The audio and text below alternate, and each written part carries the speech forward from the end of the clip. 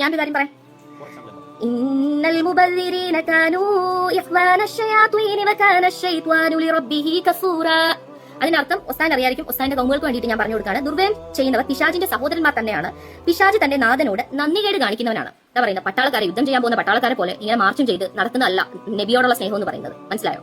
അപ്പോൾ ആ പൈസയും കൂടെ നിങ്ങൾക്ക് എന്താ പറയുന്നത്, ദുർവ്യയം ചെയ്യുന്ന പൈസ കൂടി നിങ്ങൾക്ക് എന്താ പറയാ, വല്ലവർക്കും കൊടുക്കാം, സഹായിക്കും. അറിവില്ലായ്മ അലങ്കാരമാക്കുന്ന ആളുകൾപ്പെട്ട ഒരാളാണിത്.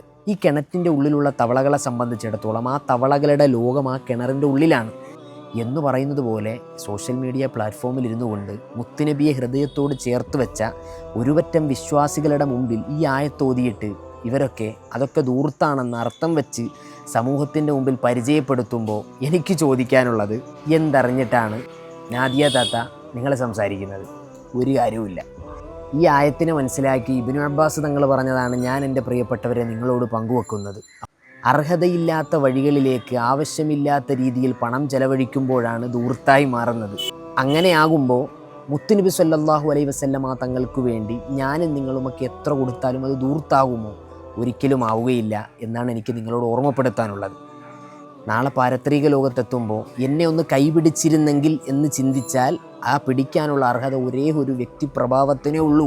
അതാണ് മുഹമ്മദുർ റസൂലുള്ളാഹി സ്വല്ലല്ലാഹു അലൈഹി വസല്ലം. ആ പുന്നാര നബിക്കു വേണ്ടി ഞാനും നിങ്ങളുമൊക്കെ സ്നേഹം കൊണ്ടൊരുക്കുമ്പോൾ ഇതൊക്കെ ആഭാസമായി, ഇതൊക്കെ ആർഭാടമായി എത്ര തോന്നിയാലും പുന്നാര നബി ഹൃദയത്തോട് ചേർത്ത് വെച്ച നമ്മളെപ്പോലെ ഉള്ളവർക്ക് ഇതൊന്നും ഒരു ദൂർത്തല്ല.